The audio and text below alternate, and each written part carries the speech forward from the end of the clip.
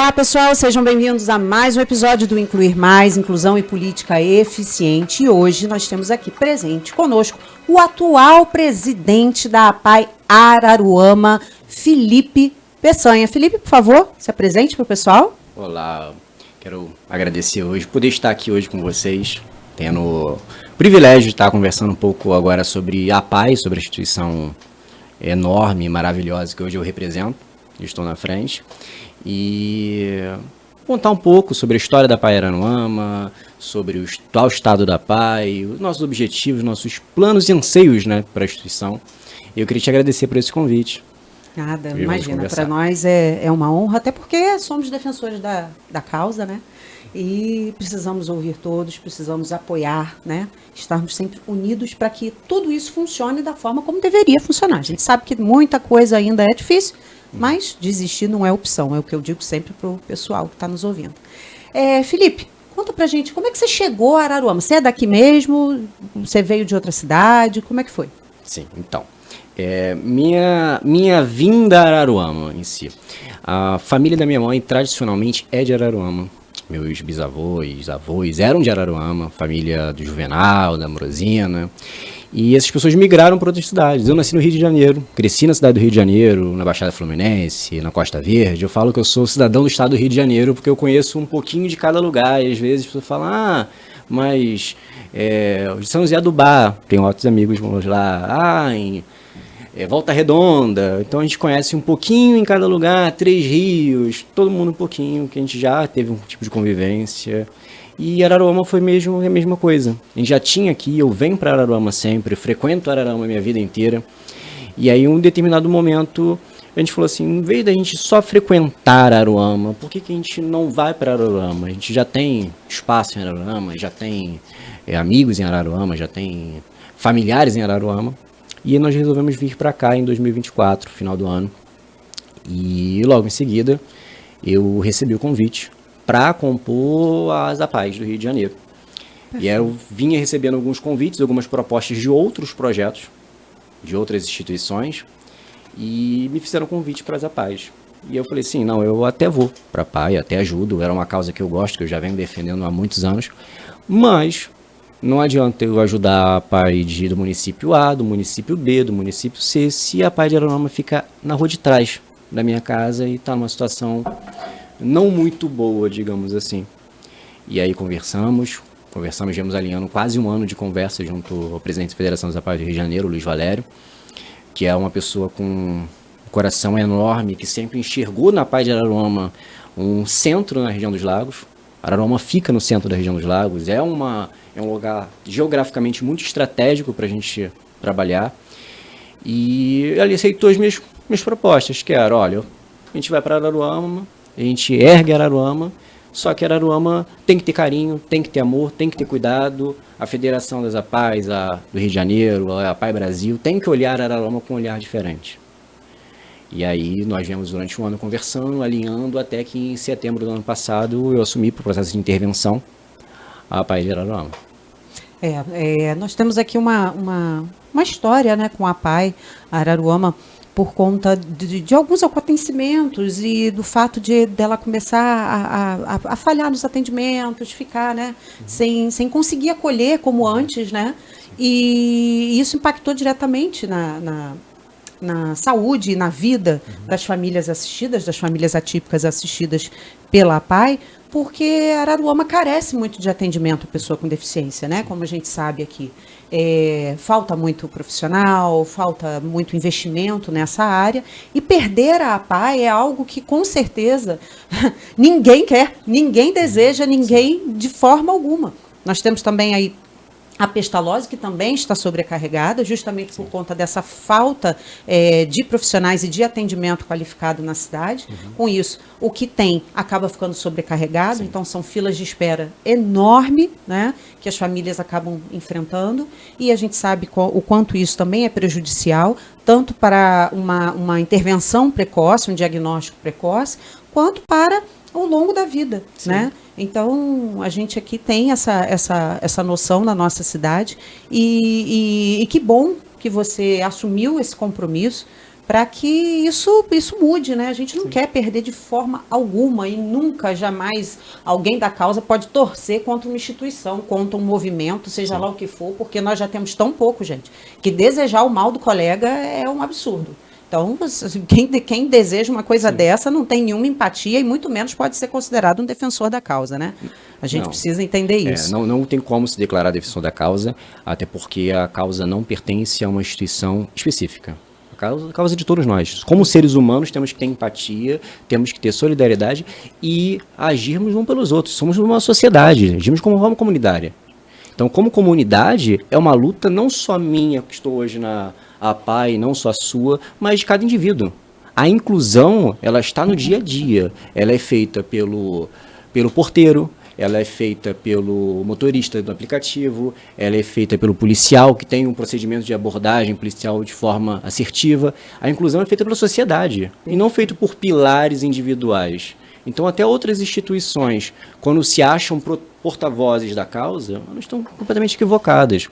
A APAI, eu sempre falo isso, a APAI é o maior movimento filantrópico na causa na América Latina. São mais de 1.400 APAIs no Brasil.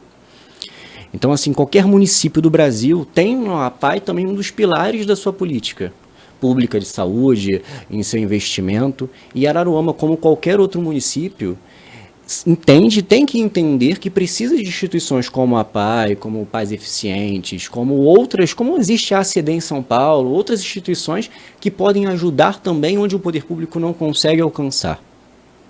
Isso falta um pouco dessa empatia dos outros entenderem e quererem ajudar instituições como a APAI, como outras instituições, outras ONGs, outras organizações civis, enfim. Sim, perfeito. E essa sua fala é muito pertinente, porque hoje o que a gente mais vê, através aí das redes sociais e da política como um todo, né, gente? As pessoas usarem a palavra empatia, sim, achando que, ai meu Deus, eu sou uma pessoa muito empática, e no final das contas não tem a menor noção do que é isso. Não pratica isso no seu dia a dia, e isso infelizmente é lamentável, porque a gente acaba vendo uma causa de extrema importância sendo utilizada de forma leviana, né? E cabe a nós, defensores da causa, pessoas com deficiência, pessoas atípicas, familiares, cuidadores, responsáveis, seja lá quem for que esteja envolvido na causa, defender para que essa causa não seja utilizada dessa maneira, né? Sim. Então a gente precisa trabalhar isso na mente da sociedade como um todo, né? Principalmente na população e, claro, aos assistidos pela causa. Bom, mas conta pra gente assim, quando você chegou na APAI, o que você viu, qual era o estado, quais foram as ações que você já teve que tomar já de urgência, e o que isso já repercutiu dentro da APAI? Sim. Então, assim, em primeiro momento, eu sempre falo que a gestão ela tem que ser uma gestão profissional. E aí eu não estou falando que você vai contratar um gestor, contratar um administrador para tocar um negócio, mas ela tem que ser vista como gestão. O papai e a mamãe é muito importante em todos os sentidos, mas para sentar para fazer gestão, tem que ser alguém que entenda e tenha um norte. Um plano de trabalho, um plano de ação, que entenda onde se quer chegar. Eu estou no plano A, eu estou no ponto A, quero chegar ao ponto B. O problema da APAI Araruama, em alguns últimos anos, foi um pouco isso. Faltou-se um pouco de capacidade técnica também. De saber fazer acordos, de fazer negociações, de divulgar a própria APAI. E aí, antes de entrar na APAI, eu faço uma coisa que eu chamo de teste do Barra Shopping. Que é muito simples. Se o Ronaldinho Gaúcho chega no Barra Shopping, ele fecha o Barra Shopping, ninguém consegue entrar. O Neymar chegou, vai ter que vir um bope para tirar o Neymar. Agora, se chegar uma outra celebridade extremamente famosa lá fora, talvez uma Lady Gaga não seja tão conhecida como o Neymar ele vai conseguir ir no shopping, vai conseguir tirar 1, 2, 3 fotos e vai embora. E aí, o que eu faço? Eu comecei a perguntar para as pessoas. Eu estou andando na rua no calçadão. Boa tarde, poderia me dar uma informação de que fica a APAI? Não sei. Ou então pegava um Uber. Irmão, queria mudar a rota. Me leva para a APAI? Ué, tem a APAI aqui? Não tem. Eu falei, gente, então o primeiro problema aqui é divulgação. As pessoas não sabem que existe a instituição. As que sabem ainda sabiam no endereço errado de 30 anos atrás. Então, assim, é o primeiro momento. Não cabe também só ao Felipe entender a minha perspectiva. De eu chegar e falar assim, não, tá muito escondido, não tem divulgação, não, tenho que ter esse feeling também da sociedade. que eu fazendo esse teste. Eu vou perguntando na rua e as pessoas vão me passando informação. A mãe me passa o endereço errado, porque não sabe, não conhece. Outra me pergunta o que é a PAI. E aí, quando a gente entra na PAI, a primeira coisa que a gente vê é um serviço não sendo executado como deveria ser executado. É um equipamento de extrema importância, mas que deveria ter mais cuidado, deveria ter mais aplicação e uma noção diferente do que é feito. Eu entendo que as antigas gestões, né, que passaram, elas cooperaram muito com o que poderiam cooperar. Assim, a gente só consegue fazer o que a gente tem competência para poder fazer, o que a gente tem aptidão para tal. Assim, eu não posso julgar um peixe pela habilidade dele de voar. Eu vou considerá-lo ineficaz. Assim como os gestores que passaram anteriormente, que poderiam ter performado muito mais, mas não performaram porque talvez não tivessem vivências que eu tenho, ou vivências que você tem, que dão condições de a gente fazer um trabalho diferente. Tanto para melhor quanto para pior.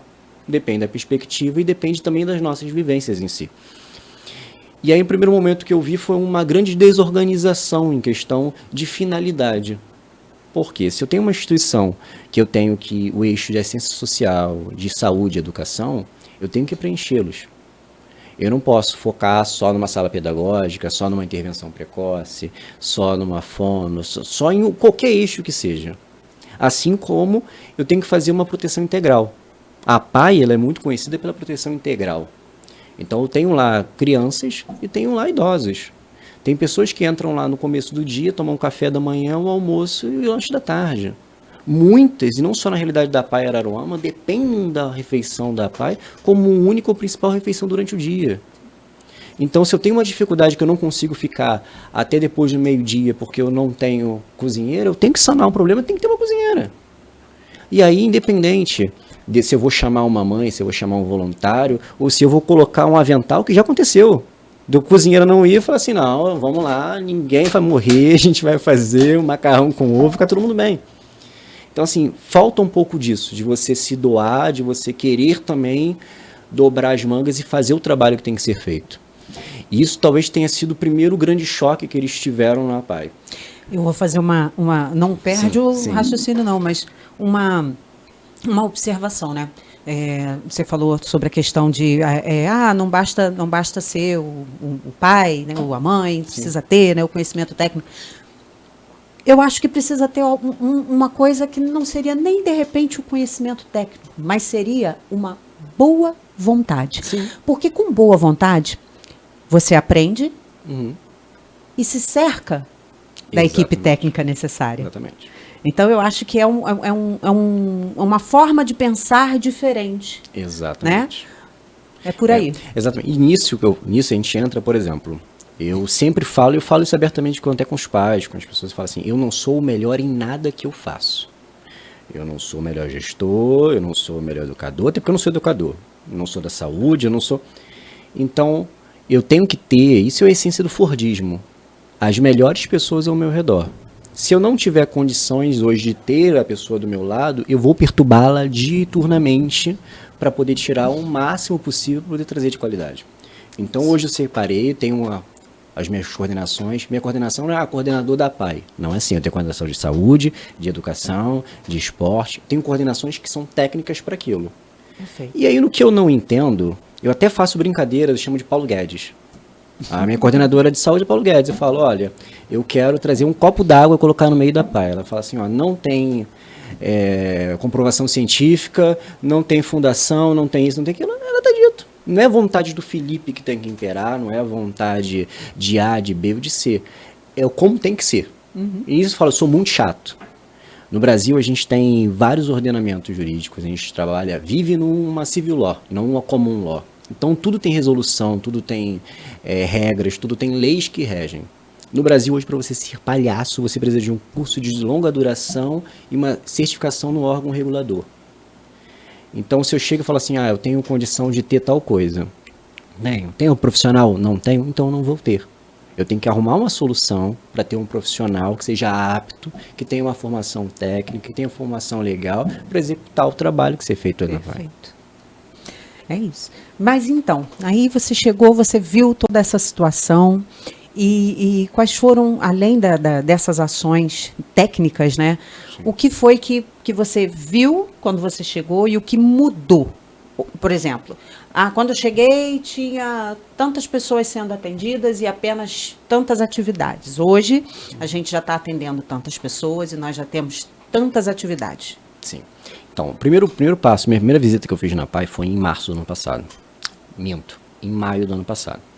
E aí a gente constatou que só tinham 2 atividades sendo desenvolvidas, uma que era nas terças-feiras e outra nas sextas-feiras, que era de fisioterapia e outra de fonoaudiologia. E aí a gente seguiu durante o ano, em junho estivemos de novo, tinha mais um profissional, mas o profissional fez 2 vezes atendimento e não continuou. Quando eu entrei na PAI, nós tínhamos uma sala pedagógica, um profissional de educação física e essas outras 2 profissionais, mais um neurologista que atendia às terças-feiras a cada 15 dias. Só que a gente tinha um número de assistidos muito baixo. Eu não recebi também um formulário de inscritos, até porque esse formulário já tinha se perdido há muito tempo, pelo que eu entendi, não eram feitas atualizações. Mas a gente contava com 8 assistidos. Numa realidade de um município que supera 100 mil habitantes, 8 pessoas com deficiência, a gente não está falando nem da raspa de cima da raspa da ponta do iceberg. Sim. E aí o primeiro passo que eu fiz foi, gente, precisamos de um recadastramento. Eu preciso entender quem é, quem não é, usamos as redes sociais, usamos principalmente os próprios assistidos de tipo, olha, antes vocês não vinham porque não tinha atividade nas quinta-feiras, porque não tinha atividade depois de meio-dia, a gente precisa hoje, prioritariamente, ter atividades à tarde e precisamos ter todos os dias. E com isso, hoje a gente está chegando a 73, 74 assistidos. Temos ainda uma margem de crescimento muito grande, porque outras instituições estão hoje realmente superlotadas. Sim. E a gente quer hoje ter esse protagonismo de chamar para a gente fazer essa integração também das pessoas. Muitos já foram da PAI e saíram pela ausência de serviços. Sim. De chegar, de procurar, o espaço está fechado, o profissional faltar. Então a gente hoje tem tentado principalmente retornar a credibilidade da instituição. Então eu sempre falo, a instituição vai estar aberta. Se não tiver ninguém, eu vou estar. Então assim, isso começou desde o primeiro dia. Tem dias que alguns responsáveis chegam lá, passam pela rua, indo para casa, e me vêm em cima do telhado no domingo, 10 horas da manhã. Porque eu vou estar fazendo, vou estar ajeitando a estrutura, eu vou estar conversando, vou estar fazendo atendimento, vou estar mostrando para alguém. Então, tem dia que eu chego em casa meia-noite vindo da PAI. O assunto principal do meu dia a dia hoje é a PAI. Porque é o que eu tenho que fazer funcionar, que eu tenho um compromisso e responsabilidade com a Federação dos APAIs, quem eu represento, com o Luiz Valério, que é o presidente das APAIs, com toda uma sociedade em volta que acredita no potencial do trabalho e tem investido na gente. E assim, desde o primeiro momento, eu sempre agradeço muito aos pais que nos acolheram. Eles nos acolheram com muita vontade. Eu recebi vários relatos, assim, quando teve a primeira publicação da intervenção das APAIs. E muitos detonando, a PAI é ruim, a PAI é isso, a PAI é aquilo. E outras, mesmas pessoas que apontavam falhas, hoje já falam, poxa, aquilo ali que eu tinha falado melhorou muito. Porque antes eu não tinha vaga nisso, hoje eu tenho. Antes eu não gostava porque faltava transparência, hoje tem. Antes eu ia, procurava um serviço e não tinha, agora tem. Então assim, o primeiro momento que a gente fez foi, eu precisava de ter um esporte, eu precisava ter modalidades esportivas. Fui atrás do karatê, pra gente ter o karatê. Tem uma modalidade que é hoje extremamente, não muito divulgada, que é o flag football, que nos Estados Unidos é muito forte para pessoas com neurotípicas, né, pessoas com deficiência, principalmente para o público com TEA. Isso é muito forte, que é uma modalidade de futebol americano adaptada. Legal. E a gente foi lá, pensou essa modalidade, trouxe para a PAI, e hoje é uma modalidade olímpica. Então, a partir de 2028, a gente vai ver o flag football nos Jogos Olímpicos. E o Brasil é uma grande potência no flag football. Mas a gente não tinha no estado do Rio de Janeiro um projeto focado, voltado para pessoa com deficiência dentro da modalidade.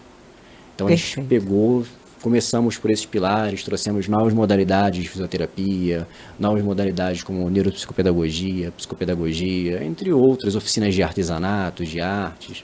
Bacana, muito legal, muito legal. E muito bom a gente trazer esse assunto para cá, pessoal, porque como vocês já sabem, né? Eu sou mãe atípica, estou aí nessa luta, né, do ativismo pela causa e trazer essa informação para o nosso público-alvo, para o Pais Eficientes de Araruama, para você que está nos assistindo, é de extrema importância, porque a gente tem que ser repetitivo, há carência. Eu acabei de pegar o laudo do meu filho, não sei o que fazer. Ou então, a escola me deu um relatório falando sobre que o meu filho precisa de um médico, de um atendimento, eu não consigo marcar, eu não tenho onde ir, eu não sei o que fazer, não tem nada para o meu filho e vai por aí afora. Então, trazer para o público essas informações é uma certa forma de acolhimento também dessas famílias que estão perdidas. Porque o meu filho está com 17 anos, eu já passei por uma opção de coisas, mas quem está chegando agora está no escuro. Sim. E tem medo, porque todo mundo tem medo do desconhecido, né? Então, trazer a APAE aqui para poder a gente falar sobre tudo isso, para poder responder as perguntas que a gente deixou lá, aberta a caixinha de perguntas lá no Instagram, já vou começar a entrar nas perguntas, tá, pessoal? É de extrema importância, né? Principalmente para nós que lutamos e defendemos tanto essa causa. Então, vamos entrar já nessas perguntas, porque muita coisa que você falou faz parte aqui dessas nossas perguntas. Vamos organizar, né? Direitinho. Então, vamos nos organizar, né? Sim. Primeira pergunta que chegou. Hoje, o que a APAE oferece? Ou seja, quais são as atividades, o que a pessoa pode chegar lá, o que vai ter? Tem isso, tem que dar uma assistente social para bater um papo, uma informação jurídica, nanana. O que hoje a APAE oferece? Vamos lá. Vamos lá de forma bem ampla. Hoje a APAE eu conto com fonoaudiologia, conto com fisioterapia, conto também com sala pedagógica, psicopedagogia, oficinas de arte. Eu tenho também cozinha experimental, entre outros projetos que estão começando esse ano, que a gente veio preparando. Eu cito sempre a referência de futebol, que eu falo que eu não tive uma pré-temporada.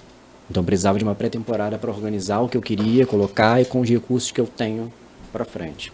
Então esse ano a gente vai ter algumas coisas novas. Por exemplo, a gente vai ter a legoterapia, que é algo novo, que nós não temos no município, nós não temos no Rio de Janeiro, e nós não temos uma sala voltada para legoterapia no Brasil. Então, explica para o pessoal o que é legoterapia. Legoterapia é uma intervenção baseada em Lego. E basicamente é uma ciência que foi desenvolvida primeiro pelo Instituto Lego, mas o grande pioneiro foi o Daniel Lecroft, que é um psicólogo brilhante. E ele desenvolveu toda uma teoria baseada no comportamento e ações sociais com base em Lego. E aí a gente tem hoje uma abordagem multidisciplinar dentro da legoterapia, que é a intervenção baseada em Lego, desde a parte da psicomotricidade, da pedagogia, da psicologia, da fisioterapeuta. Então a gente tem tudo isso envolvido dentro de um tipo de abordagem que é muito lúdica. Então a gente tem uma procura muito grande. Eu lembro que assim que eu assumi a APAE, eu coloquei numa caixinha de sugestões. E choveu gente mandando legoterapia. E era algo que eu já estava 2 semanas conversando pra gente poder ter. Aí eu peguei aquilo, mandei pra minha coordenadora de saúde e falei, olha só, eu não estou louco em querer fazer. A gente tem demanda, a gente tem interesse da sociedade. A gente precisa fazer. Porque vai ser algo único, algo inovador. Eu não posso continuar pensando em inclusão, pensando em metodologias de 1910. Sim. Eu tenho que pensar no avanço. A ciência avança a cada dia. Muda o tempo todo. Então, como tudo muda, tudo avança, eu tenho que avançar. Então, se eu tenho aqui um aumento na praxia de tantos % utilizando isso em relação a outro, eu vou começar a utilizar isso daqui. Se eu tenho um aumento social, eu também vou focar nisso. A gente vai ter também o começo, que eu lancei esse projeto no ano passado, mas a gente tivemos poucas sessões do RPG também. O RPG na Europa é muito estudado nesse sentido, não é o RPG de fisioterapia, é o RPG realmente de jogo, de você ter um convívio, a gente monta aqui uma realidade e a gente consegue praticar habilidades sociais. Dentro do Sou jogadora de RPG da cidade. Então você entende bem como é. O RPG é algo muito forte na Europa, a gente tem diversos estudos utilizando de forma terapêutica, de forma de intervenção. E eu sou escritor também, tenho alguns livros publicados, então eu escrevi todo um esquema de jogo de RPG, que é o da Guilda dos Heróis Únicos. São um projeto mais de 800 páginas que foram escritas, já tem 2 anos esse projeto. Que legal. Vamos fazer outro podcast para falar só sobre isso. Vamos falar sobre isso, que é um assunto incrível, que a gente consegue abordar e fazer qualquer tipo de coisa dentro do RPG. A gente consegue criar situações e praticá-las no dia a dia dentro de uma partida de RPG. Que vai ser algo realmente bem diferente, como da legoterapia, como de outros projetos que a gente está trazendo hoje. Muito legal, muito legal. Desde já estou dando parabéns, viu? Bom, outra pergunta aqui já foi mais ou menos que respondida, mas cabe a gente, né, deixar bem claro, até porque depois a gente faz os nossos cortes, então, né, vamos lá. Tem atendimento para adultos com deficiência? Aí quando a gente fala de adultos, né, os jovens, adolescentes, adultos, idosos, como você já citou aqui, tem esse atendimento? A lei, né, a lei propriamente dita, ela garante que a inclusão tem que ser integral. Então a inclusão não pode ser só até 10 anos, 11 anos, 16 anos, como ocorre quase que no Brasil como um todo. Vocês estão ouvindo aí, ó, então, assim, sociedade, governantes, estão ouvindo, então, assim, né? E a gente tem vendo uma adaptação do poder público quanto a isso. Mas eles talvez não tenham estado tão adaptados quanto a isso. Então instituições como a APAE, como outras instituições do mesmo segmento, elas normalmente acolhem a partir dos 16 anos quem o governo, quem outras instituições falam, ó, bateu sua cota, vai ter que procurar outro lugar. Só que a PAI ela tem uma história bem diferente, um perfil de você entrar na PAI bem novo. Eu tenho o Alan, por exemplo, eu cito sempre o Alan, que para mim o Alan é meu garoto propaganda. A PAI Araruma tem 34 anos, ele está há 34 anos na PAI. Ele é a grande enciclopédia da história da PAI de Araruma. Às vezes eu pergunto a ele, falo, Alan, eu preciso de tal coisa, onde é que tem aqui? Ele fala, ali. Eu falo, então, a gente precisa consertar uma caixa d'água, onde é que fica o registro geral? Ele sabe muito porque ele viu toda a construção do espaço. E isso é um grande diferencial da PAI, da pessoa passar toda uma vida dentro da PAI, tendo às vezes como o seu grande convívio social. Eu vejo isso, eu gosto sempre, todo dia de manhã eu saio e vou recebê-los na porta. E eu vejo os pais vindo com as crianças já bem na frente, as nossas crianças, né? O perfil da PAI são pessoas com mais idade, e elas estão na frente, porque eles passam o dia todo querendo estar na PAI. Um dos meus projetos, que é uma vontade pessoal minha, não sei se eu consigo nos próximos meses ou no ano que vem, mas que a PAI não feche as portas, que eu tenha de domingo a domingo atividades, que eu tenha de segunda a sexta atividades educacionais, tenha clínica, mas que eu tenha recreação, que eu tenha esportes, que eu tenha alguma atividade no sábado e no domingo para que eu continue tendo esse convívio. No estado do Rio de Janeiro a gente teve durante muitos anos o Escola com Portas Abertas, que era algo fantástico, incrível, que se perdeu com o tempo. Sim. E a minha ideia é que a gente tenha isso na PAI também, uma PAI de portas abertas, que ela não feche de domingo a domingo, que eles possam ter esse ambiente para ver os seus amigos, para brincar, para se divertir, para ter suas estimulações. Eu não tenho hoje ainda uma intervenção precoce como eu entendo que é intervenção precoce. E a intervenção precoce não é eu pegar uma criança de 3, 4 anos e colocar uma salinha cobrindo ou fazendo uma outra atividade. Não estou criticando quem faz. Dependendo do que nós temos de recurso, é o que se utiliza. Sim. Mas eu tenho um grande amigo que é o presidente da PAI de Nova Friburgo, que para mim é uma grande referência nesse sentido. O Walter é um cara completamente fora da sua curva, e na PAI de Nova Friburgo a intervenção precoce começa a partir de 15 dias de vida. Para mim, isso é intervenção precoce. Com certeza. Para mim, intervenção precoce não é eu esperar uma criança fazer 5 anos para começar a fazer uma terapia. Aí eu tendo o resultado do exame do pezinho, algum tipo de indicação, já começar ali a intervenção. A gente tem o que a gente chama de neuroplasticidade. Então, quanto mais cedo você tiver uma estimulação, melhor, maior capacidade de melhora, melhor de desenvolvimento. Então, assim, hoje eu não tenho, mas é um objetivo e um sonho que um dia a PAI Araruma vai conseguir alcançar. Excelente, excelente. Cabe completar aqui, quando a gente fala em atendimento, né, para adultos com deficiência, jovens, idosos, nós temos também carência de profissionais Sim. que queiram atuar nessa área. Por que a gente fala sobre isso? Porque até mesmo nas clínicas particulares, Sim. chega uma determinada idade que as clínicas dão alta. Sim. E aí essa pessoa fica sozinha. Né? E o responsável por aquela pessoa fica totalmente sem saber o que fazer. Então, tem uma carência a nível tanto público quanto privado, né, de profissionais que queiram atuar com as pessoas com mais idade e espaços onde isso ocorra. Sim. Porque o que a gente mais vê é isso, focam nas crianças, o que é de extrema importância, mas a gente precisa lembrar que as crianças vão crescer e nós precisamos oferecer políticas públicas, num geral, para esse público, porque eles não vão sumir aos 18 anos. Então, não vai deixar de ser uma pessoa com deficiência, com transtorno aos 18 anos. Né? Aliás, tem alguns lugares com 16, com 14, já, né, já é entregue. Ó, toma aqui que acabou, não tem mais o que fazer. Né? Então, é preciso muito que se brigue por isso, se fale sobre isso, se cobre, seja chato. A gente é obrigado a ser, porque quem deveria estar com essa ideia ali o tempo todo martelando na cabeça, não está. Por quê? Porque não vive, não sabe, não tem noção do que é a vida de uma pessoa com deficiência, né? Da falta de acessibilidade, da falta de inclusão real, da falta de tudo. Né? Principalmente no nosso país, não estou falando só de Araruama não, mas é do país. Sim, porque... do país como um todo, a gente não tem uma estrutura de inclusão estabelecida, enraizada. E, assim, eu sempre cito sempre as normas programativas, que a nossa Constituição é feita dessa forma. A gente programa que é saúde e obrigação do Estado, que a gente vai entregar o que a gente não entrega. Para um dia, talvez, a gente conseguir chegar lá. E assim, não é um problema de Araruama, município A, B, C, D, é toda uma política ideológica.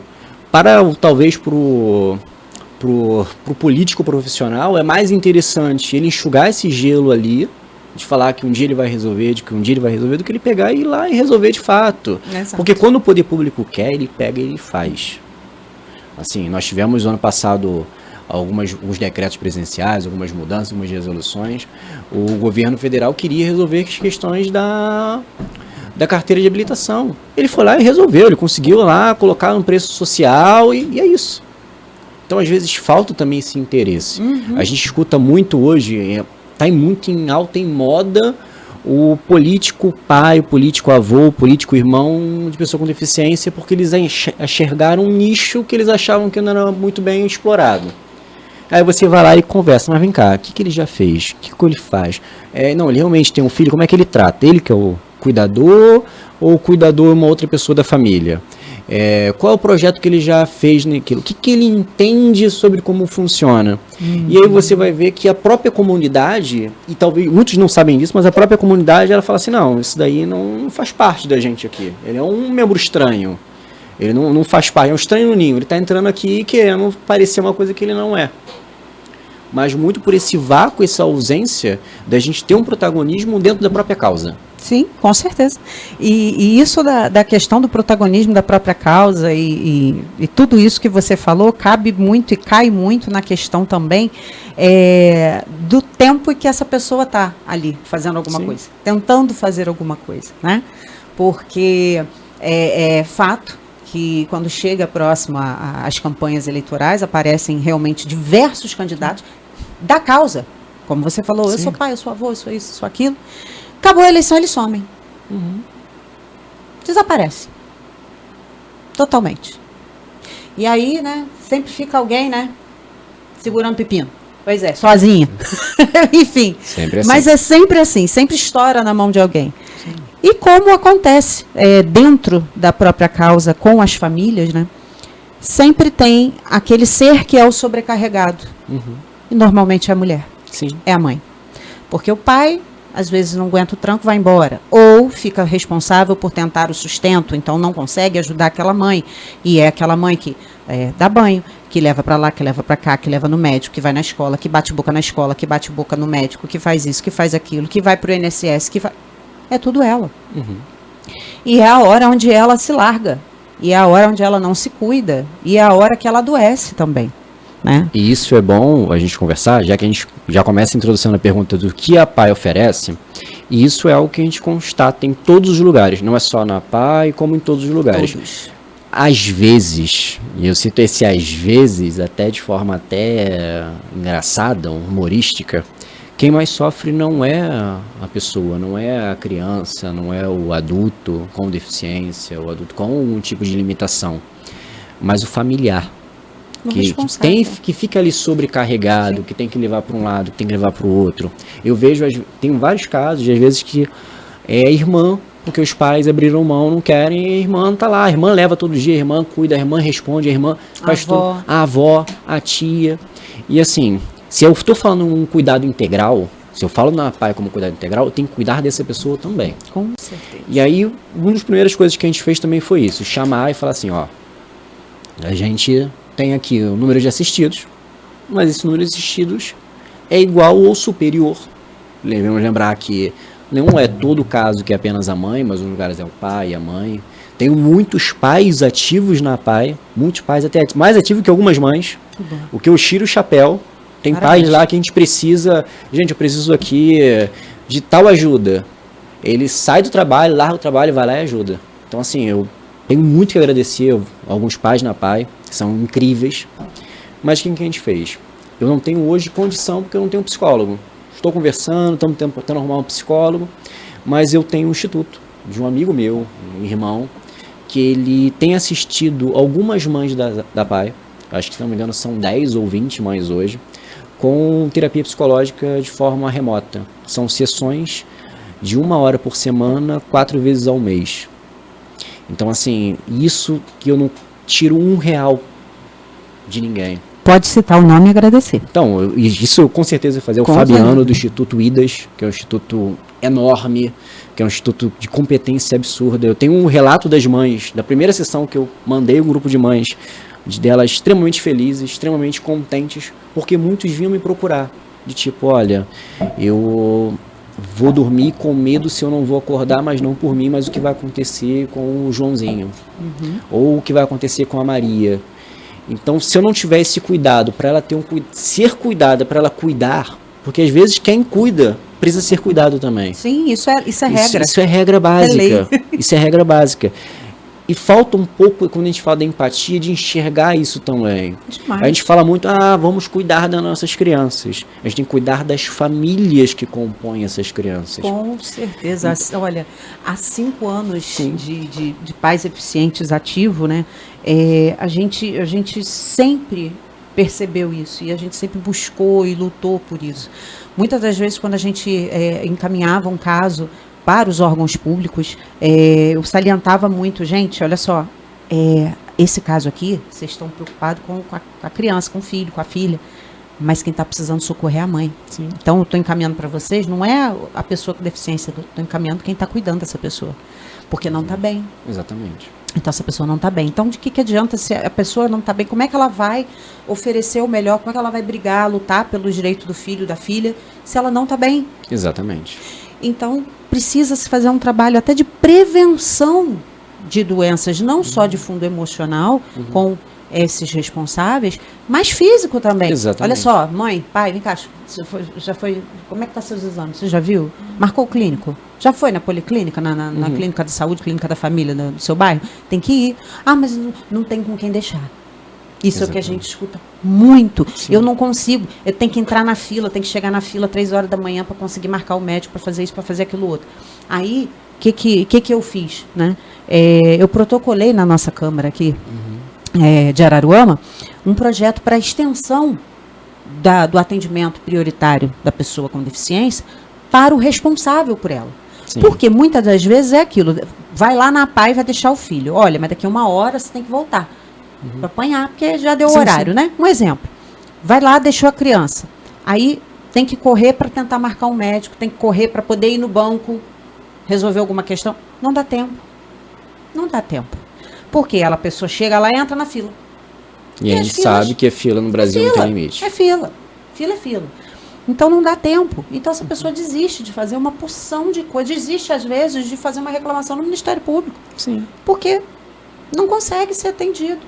Porque não tem onde deixar o filho, se leva o filho, os outros ficam de cara feia, porque o filho, às vezes, se for uma criança autista com hiperatividade, vai estar correndo, vai estar pulando, vai estar gritando, vai estar. E se a gente fala de acessibilidade, a gente fala de acessibilidade plena. Isso. Todos os sentidos. Cadê a acessibilidade? Sim.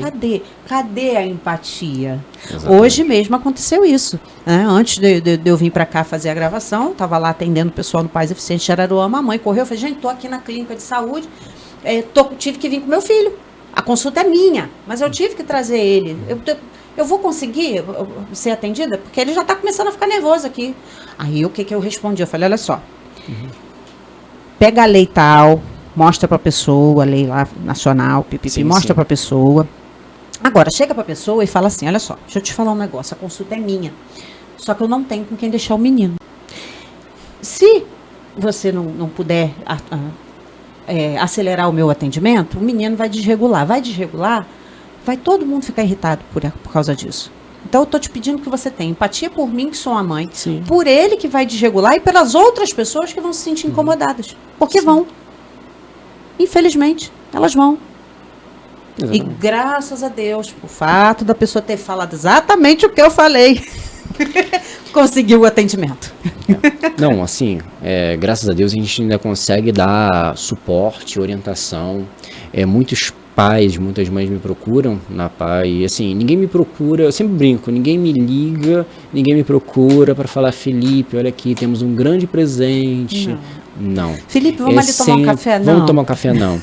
Normalmente na PAI, e assim, a equipe quando entrou comigo, muitas pessoas eu trouxe que não eram da área de atuação de APAES, eles hoje estão mais calejados, mas no primeiro momento, ver o portão da PAI abrindo com força, alguém entrar gritando, chorando, carregando uma criança, eles começavam a tremer, se desesperavam, falavam, calma que é daí para pior. Porque agora a gente tem que fazer o quê? Alguém aqui acompanha o responsável, para a gente poder ter uma calma, para poder entender o que está acontecendo, para poder ajudar. Eu só consigo ajudar se eu conseguir entender. Para me poder entender, eu tenho que ter calma, tenho tranquilidade, tenho que ter todo o ambiente de quê? De humanização. Exato. Que falta muito no Brasil. Já conversamos já sobre isso. Que no Brasil é necessário ter uma lei que garanta o atendimento humanizado. Isso é o cúmulo. É triste. Assim. E aí, continuando. E além disso, eu tenho hoje, vai começar em março, um psicanalista que vai atender algumas mães também, porque muitas não conseguem na tela, tem dificuldade, Sim. É muito difícil, precisam do telefone da neta, da filha. Então a gente vai ter esse psicanalista também atendendo na própria PAI. A gente vai começar também a ter outras rodas de conversa, de artesanato, para mães. Excelente. Sim, para que elas também tenham essa integração. Na PAI eu vejo muito uma grande diferença de gerações. A primeira geração anterior, elas se viam muito como comunidade. Nós somos a PAI, nós somos a ACD, somos qualquer outra instituição. Hoje eu não vejo mais tanto isso. Elas procuram mais um atendimento aqui e outro ali, mas elas são mais individualizadas. Sim. Só que elas precisam dessa inclusão também, de entender que elas fazem parte da mesma causa. Inclusão e união, é o que eu sempre digo. Exatamente. A gente precisa ter uma só voz. Então não tem como eu ter uma só voz se eu não tenho também essa presença da mãe, dela entendendo que ela também faz parte daquilo. Com certeza. Então a gente tem procurado também fazer esse trabalho também de inclusão com elas. Esse ano eu tenho já o calendário do ano inteiro pronto, de atividades, de evento, de postagem, eu tenho tudo pronto. Para a gente também ter eventos e festividades e comemorações para elas. E não só apenas para os assistidos. Para a gente começar a cuidar e pensar em cuidar de famílias. E não só de indivíduos. Perfeito. Bom, mais uma pergunta. Então, onde fica a PAI? Era a pergunta de $1 milhão. Eu sempre cito referência. É mais fácil você usar como referência. Hoje a gente tem ali a estrada sentido a Rio Lagos, né? E a gente tem a Cândido Mendes. Sim. Universidade Cândido Mendes, que fica basicamente uma rua à frente da PAI. Então, chegou na Cândido Mendes, virou sua primeira direita, a próxima esquerda, de esquina, é a sede da PAI, na estrada Boa Vista 245. Eu sou péssimo com o endereço, mas acho que é isso. A maioria aqui, todo mundo pergunta, fica perto de quê? Sim. Fica perto de quê?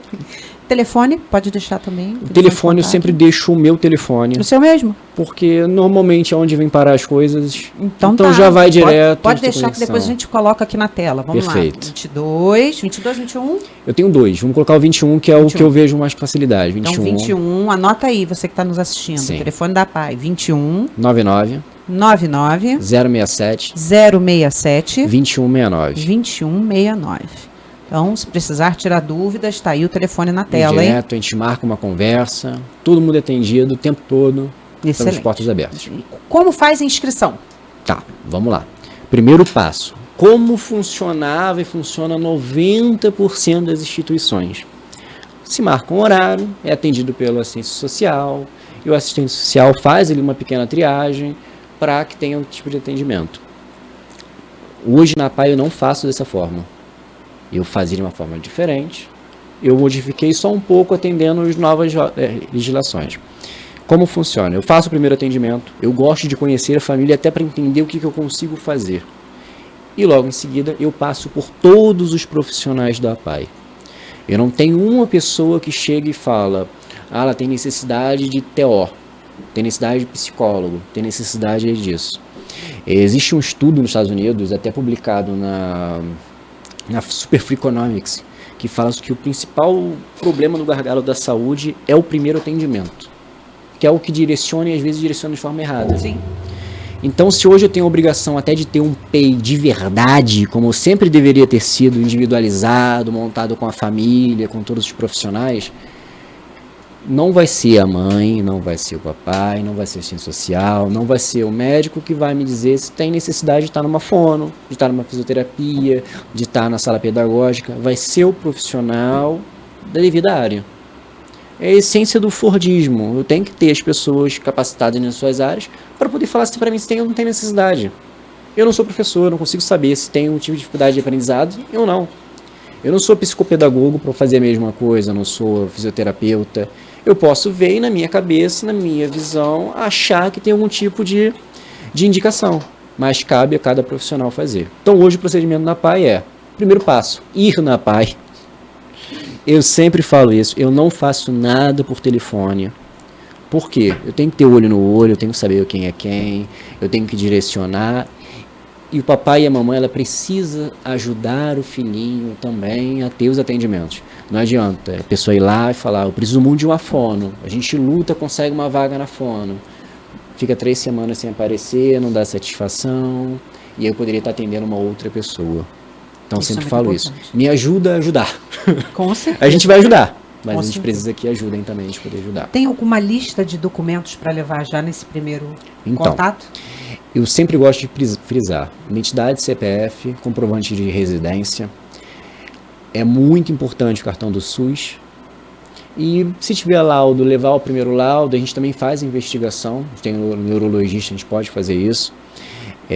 Laudo, relatório escolar, o que tiver, eu sempre falo, eu não fico com nada, a LGPD, Lei Geral de Proteção de Dados, é muito importante, a gente segue a LGPD, então eu não fico com documento de ninguém. Então não precisa levar impresso, xerocado, eu só preciso saber se você existe, se você é você, se você habita onde você fala que você habita e qual tipo de necessidade você tem que ter.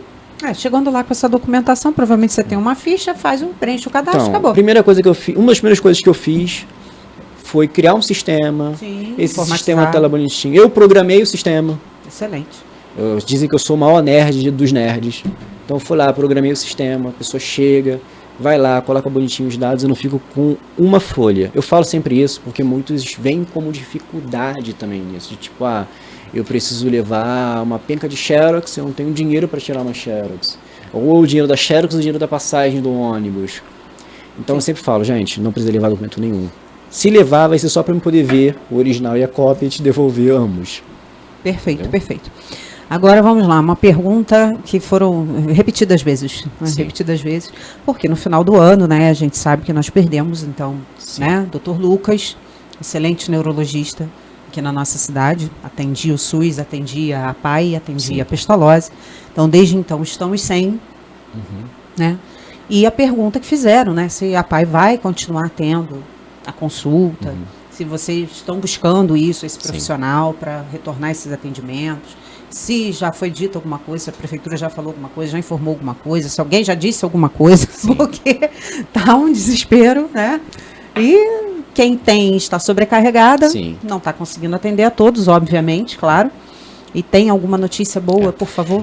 Daniela, assim, eu sempre falo o seguinte, eu venho da gestão pública, então eu entendo também as dificuldades que o gestor público ele tem de conseguir contratação de um profissional de uma especialidade X. Eu tenho um amigo que ele tem um projeto de cardiologia enorme, ele sempre fala, cara, às vezes eu vou no município e o secretário fala assim, não, incrível, eu quero isso tudo aqui agora, mas me ajuda a achar um cardiologista. Não tem.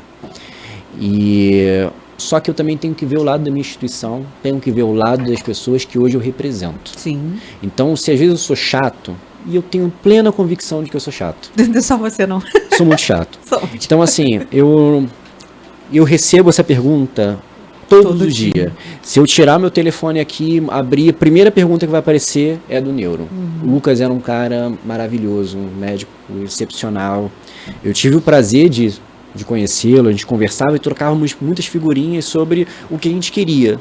Eu mostrei para ele, Lucas, a minha ideia de projeto para a instituição é essa daqui. O que você acha? Ele falou, nesse parâmetro aqui a gente vai realmente subir muito. Só que, infelizmente, eu entendi o lado do Lucas. Não, o Lucas, isso não, o Lucas, a gente nem discute isso. O Lucas tem família longe daqui, ele não era daqui, ele voltou para lá. E hoje eu tenho cotidianamente ido à Secretaria de Saúde, conversado com o secretário de Saúde, conversado com o superintendente, conversado com os gestores, praticamente todos os dias, assim... Algumas pessoas aqui no município eu não posso me dar ao luxo de falar que não me atende. Pelo contrário, me atendem muito bem. O Dr. Anderson Melo, que é superintendente da área médica, ele me atende com muita velocidade e muito bem. Um cara com muita empatia desde o primeiro momento. E é a pessoa que eu mais perturbo, que é preso no meu neuro. Pelo amor de Deus, contrate um neuro. Eu tô com uma fila aqui de uma demanda enorme, eu preciso de um neuro.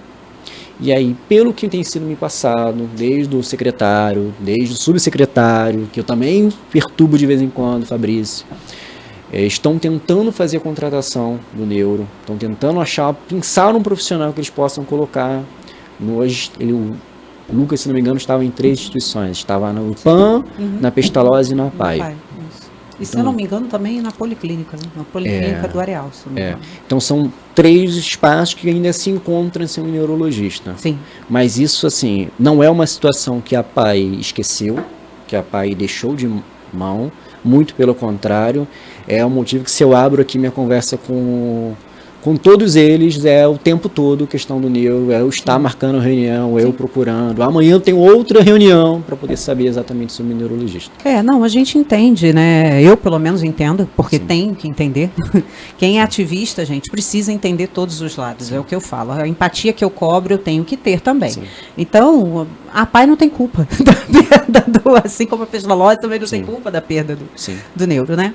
Mas, assim, o que a gente lamenta muito é a lentidão do poder público. Por quê? Sim. Porque essa questão do neuro, ela não é de agora. Sim. Né? A gente sempre teve pouco neuro. A gente, na verdade, na nossa cidade tem pouquíssimos especialistas. Exatamente. Né? Que aceitam trabalhar a carga horária que é e o salário que é. Então, a gente entende isso, sabe como é isso, até porque eu sou funcionária pública da prefeitura, trabalhei na contabilidade e entendo um pouquinho sobre essa questão de orçamento, né? Então, a gente sabe que hoje, aí vamos falar assim, né? Qual é o médico que vai querer deixar o seu consultório particular para ir atender o SUS? Tá difícil, tá complicado. Porém, a gente sabe que existe a lei, até porque em Araruama nós já temos isso, onde você credencia clínicas particulares para realizar determinados atendimentos. Sim. A Laboratório Araruama é um exemplo, Fisiolagos outro exemplo, a Clínica Rig outro exemplo. Então, é uma possibilidade que existe. Essa lei é velha pra caramba, não é agora. Onde isso poderia, pelo menos, estar sendo sanado, pelo menos a questão da consulta, algumas terapias básicas poderiam estar sendo oferecidas, porque a gente sabe que quando se fala em terapia, tem um leque muito grande, até porque uma pessoa autista não é igual a outra, então tem necessidades diferentes. Então, a gente, às vezes, precisa de terapias diferentes para desenvolver determinadas questões. Então, não é pegar uma fórmula de bolo, um manual de instruções e achar que vai servir para todo mundo. Não é assim que funciona. Porém, o mínimo precisa ser oferecido. Né? E a gente sabe que tem a lei, que isso é possível sim, a lei está aí para isso, para garantir, mas tem uma lentidão muito grande em querer se resolver as coisas. E isso é que a gente lamenta. Assim, como membro também do Conselho de Saúde, O que eu escuto e o que eu tenho conversado é que se propõe-se uma alteração do plano de carreira, de uma valorização profissional para conseguir ter capacidade de atrair esses profissionais. Sim. Que é o que nós precisamos hoje. Precisamos para ontem. Sim. Que é um problema que já se arrasta há muitos anos, se arrasta... A gente sabe como funciona o poder público, que tudo é feito a passos de tartaruga. Ainda mais essas mudanças, né, estruturais.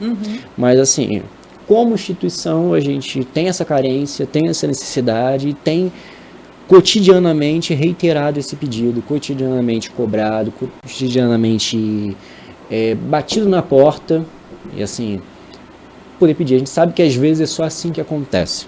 Eu sempre cito uma parábola bíblica que é aquela da viuvinha do juízo iníquo. Que ela fica lá, julga minha causa. E ele não quer julgar muita causa. Ele julga minha causa, ele não quer julgar a causa. Até que de tanto ele vai lá e resolve julgar a causa dela. Então, às vezes, a gente precisa ter esse comportamento também de procurar. Até porque só vê a porta se abrir quem bate. Então, com certeza. Uma pergunta que me veio agora à mente, não foi nem feita. A APAI está com algum veículo próprio? Não. A APAI tem um veículo próprio, mas o veículo se encontra com algumas restrições. São as situações que a gente pretende sanar. É algo que eu preciso ter, porque faz parte também do procedimento de locomoção. Tenho procurado parcerias que possam sanar essa dificuldade. Certo. Porque a APAI não fica no centro. Exato. Ela fica bem afastada. Isso. Por um lado é bom, porque eu consigo ter capilaridade de conseguir atender pessoas que não moram no centro. Com certeza. Assim, eu sou muito contra isso de você centralizar tudo ao centro. Isso, no mundo todo não é feito assim, sempre distribui, cada um sua área. Sim. Mas no Brasil a gente tem essa cultura de ser no centro. Sim, você precisa comprar uma coisa no centro, precisa de uma terapia no centro, atendimento no centro. Sim. Então, assim, por um lado é bom a gente ter uma cultura, eu entendo, quem esteja no centro, faça no centro. Eu continuo fazendo uma área mais rural. Perfeito. Com uma perspectiva diferente, uma abordagem diferente. Perfeito. Por que também dessa pergunta? Porque nós estamos com uma dificuldade muito grande da emissão do nosso Vale Social aqui intermunicipal, né? Então é uma briga aí que a gente comprou e estamos aí fazendo ofício para lá, ofício para cá e ninguém responde ofício, um silêncio danado. Então, por que dessa pergunta? Justamente por conta disso. Por exemplo, uma família que esteja lá em Praia Seca, ela vai ter uma dificuldade muito grande para chegar, com certeza, né, até a APAI. Então, é uma preocupação e por isso essa pergunta, né? Tomara que isso se resolva o mais rápido possível. Se você que estiver nos assistindo aí, a gente deixa aqui um apelo, se você puder auxiliar nessa questão do transporte da APAI, seja oferecendo o conserto do veículo, um veículo novo, usado, que esteja em boas condições. Fica aqui, tem o meu contato aqui nas redes sociais, o Felipe já deixou o telefone dele aqui também, vocês já sabem onde fica a APAI, então já fica aqui nosso apelo, isso é urgente, tá, gente? Então a gente precisa muito disso, né, Felipe? Para ontem. A gente tem alguns projetos até para melhorar essa situação, por exemplo, uma APAI fora da APAI. O projeto A Pai Vai Pra Praia, é um projeto que a gente quer, a Pai itinerante, a gente tem todas as APAIs, até porque a gente precisa ter essa inclusão não só dentro dos nossos próprios muros. Claro. Mas a gente fazer uma atividade na praia, a gente tem uma laguna enorme, linda, que é um grande patrimônio, e ela é pouquíssimo aproveitada. Sim. Então, assim, ainda mais na nossa área de inclusão, a gente não tem. Tem um projeto em Angra que eu acho lindo, que é o Vá Atípico. É perfeito. Eu estou desde setembro procurando uma canoa havaiana P6, desesperadamente, para que eu possa ter um projeto também, usando a laguna, usando nossos assistidos ali, tendo essa integração, até com o meio ambiente, que a gente sabe que é importante. Sim, com certeza. Ano passado a gente fez a COP da APAI, também para trazer um pouco sobre a cultura do ambiente, plantamos plantinha, fizemos banner. Então a gente tem essas causas que a gente sabe que o mundo todo está falando, só que se o mundo todo está falando, a gente também precisa ter protagonismo nisso. Então se a gente está falando de Copa do Mundo, a gente tem que falar da Copa do Mundo também de inclusão. Se a gente está falando de COP, a gente tem que falar da inclusão. As Olimpíadas, a gente tem que falar de inclusão. E o tempo todo a nossa causa é essa. Perfeito, perfeito. Bom, já falamos sobre a questão do neurologista. Aí fizeram uma pergunta, né? Mas eu acredito que a resposta seja até lógica. Os atendimentos à PAI serão abertos a outras instituições, ONGs, movimentos? Sim. A PAI é de todos, né? Eu sempre falo isso. A APAE, ela é um grande guarda-chuva. E eu penso assim, eu sou uma pessoa muito inclusiva nesse sentido. Como, por exemplo, você tem o IDAS aqui. Se eu não tenho aptidão, e o IDAS tem aptidão, amigo, você é um grande amigo. Assim como outras instituições, sejam de inclusão, não sejam de inclusão, queiram participar, queiram ajudar. Tenho procurado companhias de teatro que possam nos ajudar também com oficinas. Outras instituições que eu sei que fazem oficinas, que possam nos ajudar, mandando até pessoas que façam oficinas, praticarem oficinato na PAI. Outras instituições que eu sei que já foram assistidas dentro da PAI. O que não pode acontecer, como já aconteceu na PAI, é a gente chegar dentro da PAI e ter uma grande divisão. Ter de um lado a PAI, de outro lado o grupo de uma outra instituição. E aí eu chego e falo assim, mas você é daqui da PAI? Não sou da PAI não, eu sou do lugar tal. E aí fica um time A, time B, e eu falo, gente, a inclusão tem que acontecer primeiro entre vocês. Então não posso ter uma camisa a PAI e outra camisa diferente no mesmo ambiente. A gente está pela mesma voz. Se a gente está pela mesma voz, vamos juntar as mãos e vamos ser felizes. Então, assim, se você é de uma outra instituição, não tenho essa de tipo, faz fisioterapia na... Tem uma instituição muito famosa no Rio de reabilitação, não vai fazer na PAI. Não, ele pode fazer na PAI, porque às vezes a função que ele faz em uma é diferente, o horário que ele faz em outra é diferente. A gente tem a Carol, que hoje é responsável por toda essa parte. Ela é absurdamente maravilhosa no que ela faz. Ela é mestre em ciências da reabilitação. Ela tem toda uma equipe totalmente diferente. São terapias de 1 hora, que é o que a metodologia científica interpreta que é o certo, que é o que tem que ser feito. E aí você fala 40 minutos para te colocar mais gente, não, é 1 hora. Então se 1 hora o profissional que entende, que é mestre no que ela fala que é 1 hora, é 1 hora. É 1 hora. E aí eu tenho tido feedbacks extremamente positivos de pessoas com paralisia cerebral que não conseguiam fazer atividades e agora conseguem ficar em pé. Excelente. E aí o pai me pergunta, olha, do jeito que tá, eu tô achando que ele vai andar. E eu falo, cara, assim, vamos devagar, mas a gente vai tentar fazer o máximo para dar qualidade de vida. É isso. O objetivo da PAI é trazer qualidade de vida. A gente não tá aqui para resolver o mundo. Não tem um Mr. M.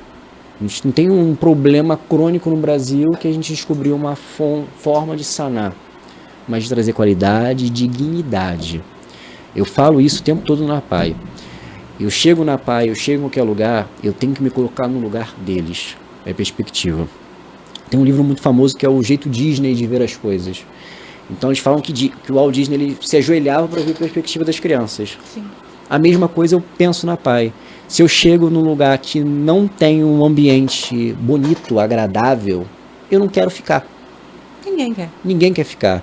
Então eu até brinco, eu falo isso com o Valério todos os dias. Eu falo, cara, eu peguei uma das APAIs com estado de acabamento mais precários. Meu objetivo é ter a PAI mais bonita do Brasil. Então, se até o final do ano eu conseguir, eu quero ter mais bonito. Eu quero que as pessoas cheguem e falem assim, cara, eu estou num grande encantamento. Tem um pedagogo judeu, polonês, eu não vou lembrar o nome dele, que eu sou péssimo com o nome. E ele foi o grande gestor de alguns orfanatos, ele era psicólogo, médico, pedagogo. Que ele fala que a educação, ela parte do ambiente. Se eu convivo num ambiente de guerra, eu não consigo falar em educação, porque a preocupação é outra. A preocupação não é ali na educação. Se eu estou num ambiente que eu tenho não tenho janela, só tenho uma porta, que parece que eu estou sendo enclausurado, eu não consigo aprender. Então toda a concepção que a gente tem de espaços abertos, escolas com integração sensorial, ambientes, vem muito dessa metodologia dele. Tem um livro dele muito bom que é Voltando a Ser Criança, é incrível. E assim, é tudo que a gente quer transformar. Então eu sempre falo que eu vou me irritando todo dia com uma coisa diferente. O primeiro passo que me irritei foi com a van, que era uma van que a gente tinha, que ficava no meio do caminho, uma van toda enferrujada, toda velha, toda caída. Um dia eu falei, gente, a gente tem que tirar essa van daqui, que eu não aguento mais olhar essa van. Fomos, tiramos a van do espaço. Aí eu olho, essa parede aqui tá horrível, vamos pintar. Tem gente que passa lá domingo, eu tô pintando, meio-dia, pintando a PAI.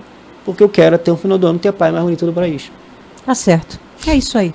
Bom, agora nós estamos chegando aí ao final do nosso Incluir Mais, Inclusão e Política Eficiente, porém, você tem um recado e um convite para fazer. Tem um convite a todo mundo e um recado.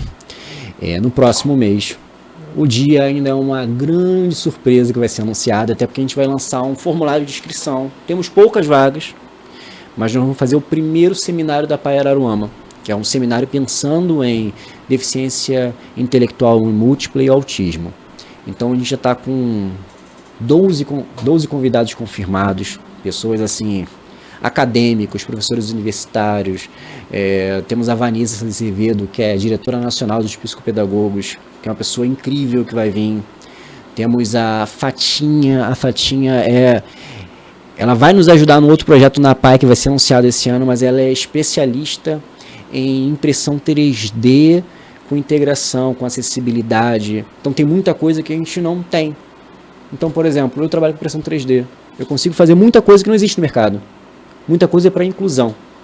Então a gente está pensando em profissionais que já acompanham a gente, que já fazem parte das pessoas próximas em si, para tá tendo esse momento de diálogo com a comunidade, terapeutas ocupacionais, psicólogos, advogados, para a gente estar conversando com a sociedade e mostrando que a PAI Araruama vive, que a PAI Araruama não respira sobre aparelhos, que a PAI Araruama quer ter protagonismo na política de inclusão do município e o que a gente quer chegar.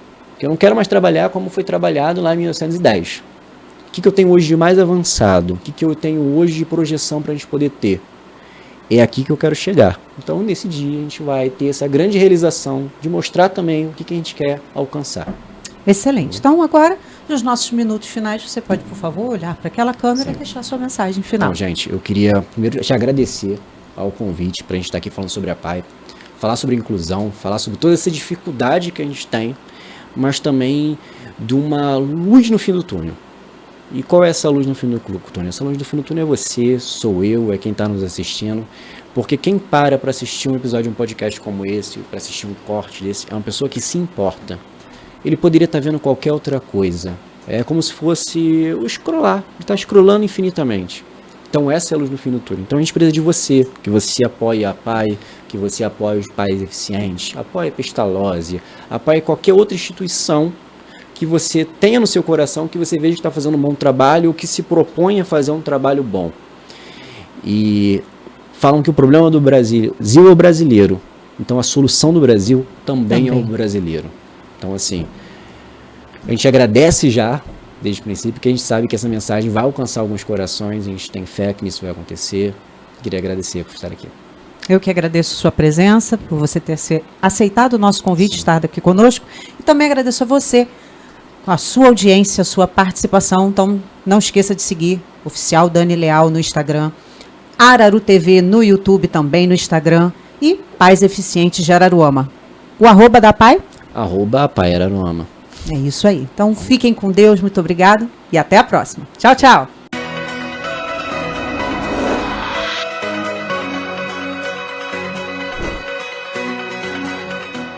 Aviso importante. O conteúdo deste programa tem caráter estritamente informativo ou de entretenimento. As opiniões emitidas pelos entrevistados são de sua exclusiva responsabilidade e não refletem, necessariamente, a posição institucional da Araru TV ou de seus apresentadores, que se isentam de responsabilidade sobre declarações de terceiros.